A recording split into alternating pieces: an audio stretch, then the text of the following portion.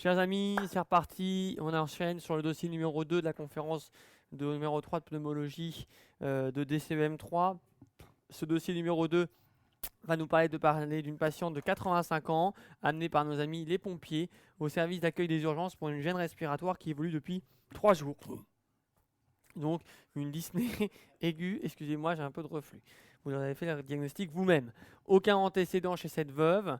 Donc elle vit seule, tabagisme 120 paquets à l'année sevré, donc quelque chose de massif.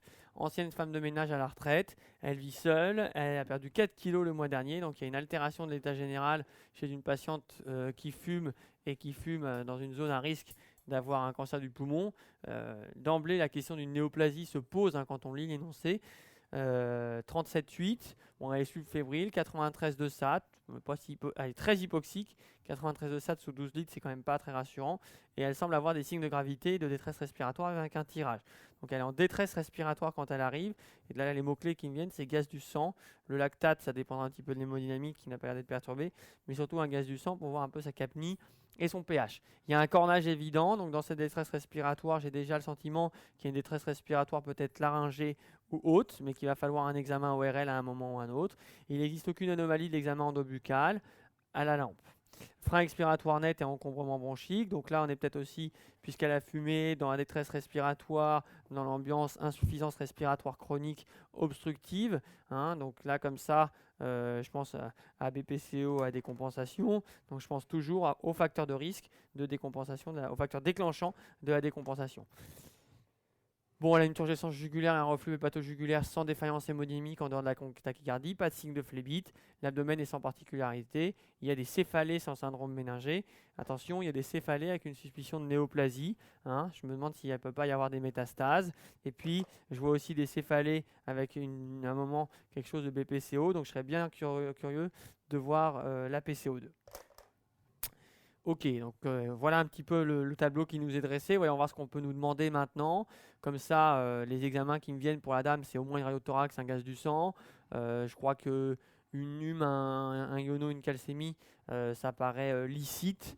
Il faut, on a l'examen neurologique. En fonction un petit peu de ce qu'on trouve, on peut peut-être discuter aussi d'un scanner cérébral. On verra ça plus tard. Interpréter la radio de thorax, donc c'est un cliché de face de thorax, plutôt bien inspiré. Pour lequel on voit qu'il n'y a aucune anomalie pleurale. Clairement, quand on suit les contours du médiastin, on voit qu'il ne se passe rien côté gauche, mais quand on arrive à droite, il y a une grosse masse d'allure médiastinale qui élargit le médiastin vers la droite et qui semble clairement repousser peut-être l'axe trachéal qui doit se diviser ici. Et donc ça, c'est intéressant. Quand on regarde le parenchyme, on a envie de lui chercher un cancer, on peut se poser une question s'il n'y a pas quelque chose ici. Là, il n'y a rien du tout. Donc globalement, la certitude qu'on a, c'est qu'il y a un élargissement du médiastin supérieur droit, avec peut-être une opacité du lobe supérieur droit, mais j'avoue que j'ai moins de recul que vous. Il n'est pas exclu. Voyons voir ce que je mets dans la correction. Opacité élargissant le médiastin supérieur avec compression trachéale. Donc ça, on l'avait. Opacité du lobe supérieur droit plutôt que gauche, ça on l'avait. Distension emphysème, c'est vrai que du coup je me suis un peu emporté, mais vous voyez bien que cette patiente elle a un petit coup de hache externe ici, elle a des coupoles qui sont presque renversées de l'autre côté, et une hyperclarté des champs supérieurs, elle a clairement de la distension et de l'emphysème. J'étais plutôt parti sur ma description tumorale, je ne connais pas mes sujets par cœur, je l'ai fait avec vous. Alors, très bien, la silhouette cardiaque normale, la plèvre, tout ça on avait dit. Et donc, maintenant qu'on voit ça, quand même, on se dit que notre sentiment de cancer est pas mal. Donc, on disait tout à l'heure que la patiente avait des céphalées, elle a une lésion dans le médiastin, des signes d'insuffisance cardiaque droite. Je crois qu'il faut impérativement rechercher un syndrome cave supérieur. Alors, j'avoue que j'ai toujours considéré que c'était anecdotique, mais c'est déjà tombé, attention, et qui tombait tombera. Même si maintenant je pense qu'il y a moins de dada et qu'on essaie de faire varier les sujets et notamment les personnes qui les rédigent, le syndrome d'apnée du sommeil est tombé. Bon, le syndrome de cave supérieur est déjà tombé, il faut s'en méfier. Donc, des signes d'hypertension intracrânienne que sont les céphalées et les bourdonnements d'oreilles. Donc ça, elle avait des signes de rétention cave supérieure. C'est comme si vous clipiez la cave supérieure en la comprimant. Évidemment, les jugulaires vont tout de suite se gonfler et évidemment le retour veineux sur les membres sup va être difficile, ça n'est rien d'autre que l'équivalent d'un caillot et d'une phlébite. Donc si vous avez ça en superficie, les axes veineux, alors j'aurais dû garder la même couleur, mais c'est parce que ça vous parle plus, les axes veineux superficiels vont apparaître et donc vous allez avoir une circulation veineuse collatérale. Et puis à l'image d'une phlébite, il y a une stase veineuse, et donc s'il y a une stase veineuse, il y a de l'œdème. Vous accumulez de l'eau et du sel, et vous vous retrouvez avec un patient qui a un œdème qui va venir combler les creux susclaviculaires, ce qu'on appelle un œdème en pèlerine. Il ressemble à des hamsters sur le plan du visage. Donc pour qui a vu, on verra. Donc ensuite, je crois qu'il y a 2 belles iconographies qui viennent montrer ça. Une iconographie qui vient du New England, qui vous explique ce que je viens de vous expliquer. C'est presque notre patiente. Elle a un syndrome tumoral quasiment au même endroit, qui comprime l'axe. Je vais vous le refaire en bleu pour pas qu'il y ait de confuse avec le code couleur usuel artère-veine. Donc, elle a une compression de la veine cave supérieure qui ramène le sang à l'oreillette droite. Et donc, il y a une stase et une collatéralité qui se fait sur l'ensemble des collatérales, ce qui donne ça. C'est une de nos patientes qui a un syndrome cave supérieur chronique. Je vous passerai l'histoire parce qu'elle est très compliquée, mais là on voit très bien la circulation veineuse collatérale. Vous remarquerez que cette patiente a une sternotomie antérieure. Je ne vous dirai pas pourquoi, c'est très compliqué. Et vous voyez bien, ce qui est intéressant sur la photo, c'est que ces creux susclaves, ils sont complètement comblés, ils ne sont pas creusés. Donc voilà, pour ceux qui n'avaient jamais vu, vous avez vu. Quels mécanismes peuvent expliquer les céphalées? On vient de le dire. Moi, j'en vois 2 grands. Je crois que j'en ai mis un 3e dans le corrigé qui est un peu anecdotique. Oui, pour les métastases. Oui, pour l'HTIC dans le cadre du syndrome cave supérieur. Donc ça, c'est des anomalies de l'examen clinique qui vont le faire évoquer. Éventuellement, la présence d'autres métastases. En soi, le syndrome cave suffit d'expliquer les anomalies. Est-ce qu'il faut faire ou pas faire un scanner? Je pense que le doute doit bénéficier au patient. Si on se pose la question de ça, faisons un scanner. Ensuite, l'hypercalcémie, oui, ça peut donner un peu de céphalée à cause des vomissements répétés, mais c'est pas grand-chose. Voilà pour cette petite question, mais qui est intéressante. Je pense qu'il y a des petites questions de physiopathologie toutes simples, qui sont des questions d'idéation et d'orientation sur à quoi vous pensez et donc qu'est-ce que vous allez faire, parce que ça c'est déterminant. Ça veut dire que vous faites une calcémie, ça veut dire que vous allez faire un TDM du thorax, plus ou moins un TDM cérébral. Dans ça peut être scolaire dans la proposition ou la question. Ça l'est moins, et finalement c'est l'idée qui est recherchée qui va conduire à la réalisation des examens. Question 4, quel complément de bilan vous paraît utile aux urgences? Donc globalement, là vous avez vu que votre patiente a eu une radio. Et là, vous voyez, quand on arrive à ce moment de la rédaction du dossier, on n'est plus du tout dans l'analyse sémiologique qu'on avait faite au début. C'est pour ça que c'est bien d'avoir pris des notes. Et donc, qu'est-ce qu'on a? On a un TDM thoracique injecté qu'on n'avait pas évoqué en lisant le sujet. Mais ça, c'est sûr, quand on voit la radio de thorax, clairement, il faut faire un TDM injecté. La TDM cérébrale injectée, je vous l'ai mise. Je ne sais pas si elle serait consensuelle, mais je pense qu'elle serait dans 60% des corrections. Celle-là, dans 100% des corrections. Le CG, l'échographie cardiaque, évidemment, c'est déterminant parce qu'on a une maladie du médiastin. Rien ne dit qu'elle n'est pas en train d'envahir le péricarde. Et donc, il faut expertiser le péricarde, rechercher des troubles du rythme. Et puis, clairement, il va falloir savoir si on peut anticoaguler le patient. Donc, une NUM, une hémostase, une créate, ça c'est la base. Les gaz du sang ici, c'est fondamental parce qu'on a dit que la dame était probablement en décompensation aiguë de sa BPCO sur sa tumeur, qui est peut-être plus ou moins aussi une dyspnée, soit laryngée, soit trachéale, soit un envahissement tumoral, puisqu'il y a cette histoire de cornage qui est un peu troublante et pas du tout typique de décompensation de BPCO. Et évidemment la calcémie, puisqu'on évoquait de la métastase. Bon, c'est une grille comme une autre, elle vaut ce qu'elle vaut. Quelles étiologies faut-elle évoquer? Bon, évidemment, quand on a fumé 120 paquets années et qu'on a une altération d'état général et un syndrome cave, on ne s'attend pas à trouver un lymphome. On s'attend à trouver un cancer du poumon et avant tout un petite cellule parce que c'est eux, on le verra sur l'iconographie du New England un peu plus tard, qui donnent des syndromes cave supérieurs. Moyennant quoi, ces étiologies sont lesquelles? Les carcinomes bronchopulmonaires, et j'insiste sur les petites cellules. Les lymphomes, beaucoup moins. Les métastases de tumeurs solides, c'est plutôt chez le sujet jeune, et c'est des tumeurs qui donnent des métastases usuellement du médiastin, notamment les tumeurs germinales chez les sujets jeunes. Vous allez voir la répartition en fréquence telle qu'elle est donnée dans un hors-série du New England qui s'appelle Clinical Practice, que j'espère vous avez déjà tous feuilleté de temps en temps parce que c'est excellent sur la pose des cathéters. Moi, je parle de ce que je connais, mais ça est valable aussi pour l'autoscopie et pour ce que d'autres pratiquent. C'est quand même des choses extraordinaires. Et dans le Clinical Practice sur le syndrome cave supérieur, vous voyez bien que en gros, un syndrome cave sur deux est lié à un cancer à petites cellules. Non, 1 sur 2 est lié à un cancer non petites cellules et 1 sur 4 à une petite cellule, mais 3 quarts, c'est ça le message que je voulais faire passer, 3 quarts des syndromes CAF sup sont liés à un cancer du poumon. Viennent après les lymphomes, les métastases qui sont rares, les tumeurs germinales et les thymomes. C'est rare qu'un thymome donne un syndrome CAF supérieur, c'est des tumeurs à développement assez lentes. On voit bien que là-dedans, on a des tumeurs soit extrêmement agressives, soit à développement extrêmement rapide qui vont venir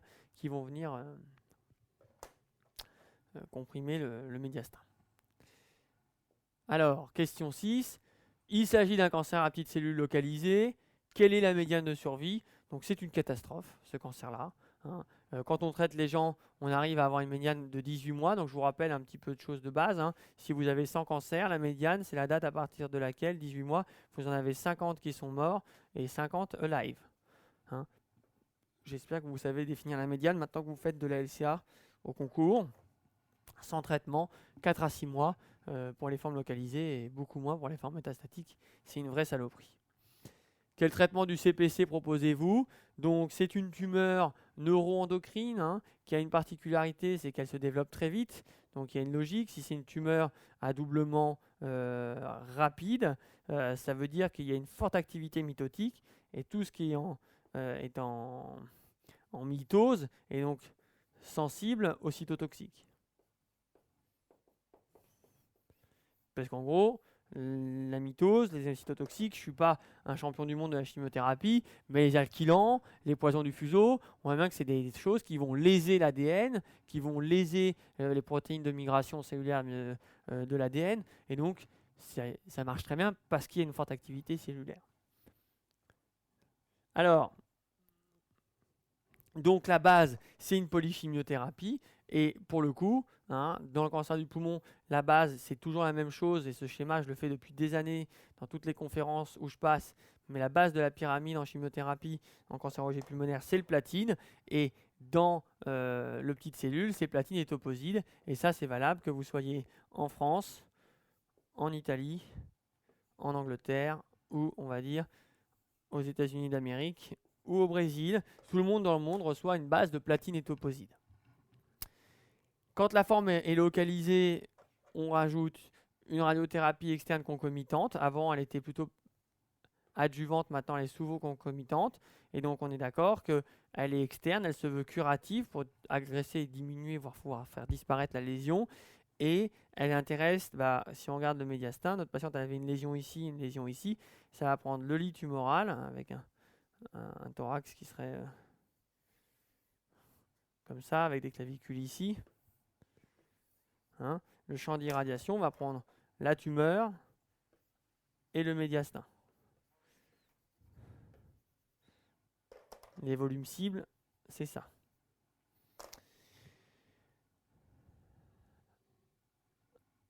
Question 8. Quel est l'intérêt et l'indication de la radiothérapie encéphalique? C'est bien pour vous faire comprendre que quand on irradie l'encéphale de ces patients, c'est pour prévenir les rechutes cérébrales et ce n'est valable que pour les CPC localisés. Il y a une étude du New England hein, qui a montré que si vous faisiez radiothérapie cérébrale versus rien, alors, en plus de la chimio bien sûr, hein, dans les formes disséminées, il y avait une différence statistiquement significative de survie de 3 jours dans un cancer. So bad. J'espère que vous vous rendez compte que ça n'a aucun sens. Et donc, l'histoire naturelle de cette maladie, c'est quoi? Eh bien, c'est pas compliqué. Quand vous faites le diagnostic, vous avez une masse cellulaire, et donc elle est extrêmement chimiosensible, et donc elle va tendre, malheureusement jamais à 0, et puis un jour, pouf, elle va repartir. Et donc, là, voilà, il y a un seuil de détection, hein, et là, on dit, le patient est en rémission complète. Et la rechute, c'est souvent des métastases cérébrales. D'où l'idée de la chimiothérapie. Bon, clairement, c'est pas trop le problème. Donc on débute cette chimiothérapie. Quel examen vous semble utile pour compléter le bilan d'extension, c'est-à-dire pour avoir dit que c'était une forme localisée? Eh ben, c'était pour vous parler du TEP-TDM. Donc on reverra ça dans l'autre dossier de cancérologie. Voilà le TEP de cette patiente, c'est aussi pour ça que je vous l'ai mis. C'est le même que le dossier d'avant. Donc on est bien d'accord que c'est une imagerie scanographique plus scintigraphique et ça fait du fonctionnel sur du morphologique. Hein, et on parle d'hyperfixation. Voilà, donc là c'est très beau parce que vous avez une vraie corrélation entre l'image radiologique, scanographique et la fixation. L'intérêt, quand on vous le propose sous forme scintigraphique, c'est de voir à la fois la fixation du site, mais les fixations autres. Donc l'intérêt du TEP, c'est d'un intérêt à la fois éventuellement diagnostique et surtout d'extension. La patiente présente une fièvre à 38,2 quelques jours après la prise en charge. Vous retrouvez cette lésion. Quel est alors votre diagnostic? C'est la même patiente, je vous jure que c'est la même patiente. Évidemment, ce n'est pas la même histoire, mais c'est la patiente dont je vais montrer la photo tout à l'heure. Quelles en sont les causes et que proposez-vous? Finalement, on sort un peu du domaine de la pneumologie, mais ça reste intéressant. Et puis, il faut savoir être médecin. Donc, clairement, j'espère que tout le monde a déjà vu une lymphangite sur un cathéter. Hein, on voit très bien le trajet de la veine. J'aurais dû vous le mettre en bleu, ça aurait été plus intéressant. Assez inflammatoire au pourtour, très induré. Hein. Donc ça, c'est une lymphangite. Et les lymphangites, c'est dû à quoi? C'est dû à la malpropresse de nos voies veineuses. C'est lié à des staphylocoques ou à des entérobactéries en très grande majorité. C'est nosocomial, bien évidemment, par définition, puisque c'est lié aux soins. Il faut retirer la voie veineuse, proposer des soins locaux, pas d'hémoc, pas d'antibiothérapie. Et évidemment, puisqu'il y a un programme de chimiothérapie, il faut poser un PAC dans les meilleurs délais. Voilà, joli petit dossier qui fait syndrome cave supérieur et cancer à petites cellules. Donc clairement, le cancer à petites cellules, c'est quand même, on va dire que 20% des cancers du poumon. Donc c'est moins tombable. Ça sera moins de la pneumologie, mais plus de transdisciplinaire, du dossier un petit peu polymédical. Parce qu'on peut très bien imaginer une patiente comme la nôtre qui arrive avec un syndrome intestinal ou une paranéoplasie, hypercalcémie, Cushing, hyponatrémie en coma sur un SIADH.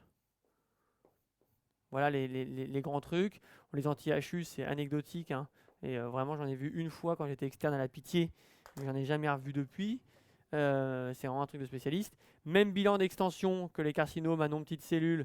Ça, on le verra tout à l'heure. En théorie, on devrait appliquer la TNM 2009, mais personne ne l'applique. Je ne l'ai jamais vu appliquer. On continue à parler de CPC localisé versus disséminé selon leur capacité à être inclus dans un champ unique d'irradiation. La chimiothérapie concomitante, c'est la base du traitement. Et je vous rappelle que la base du traitement ici, c'est platine et toposide. Où que vous soyez dans le monde. Ce qui ne veut pas dire qu'on ne peut pas faire autre chose en plus pour essayer de faire mieux, mais c'est ça qu'on fait. Et puis après, c'est un dossier d'oncologie médicale, avec de l'effet secondaire de la chimiothérapie, avec de la température en aplasie, avec de la fin de vie, de la réévaluation de cancer, bref, un vrai dossier d'oncologue avec de la pneumonie médicamenteuse. Bref, on peut tout imaginer. Ça va partir un petit peu dans tous les sens. C'est un joyeux feu de joie. Il peut y avoir de l'hémoptysie qui se grève. Voilà, c'est vraiment du dossier un petit peu en étoile, plus qu'un dossier qui suivrait un chemin usuel. Donc les questions traitées, item 157, tumeur du poumon, item 324, opacité et masse intrathoracique. On attaque d'emblée le dossier 3.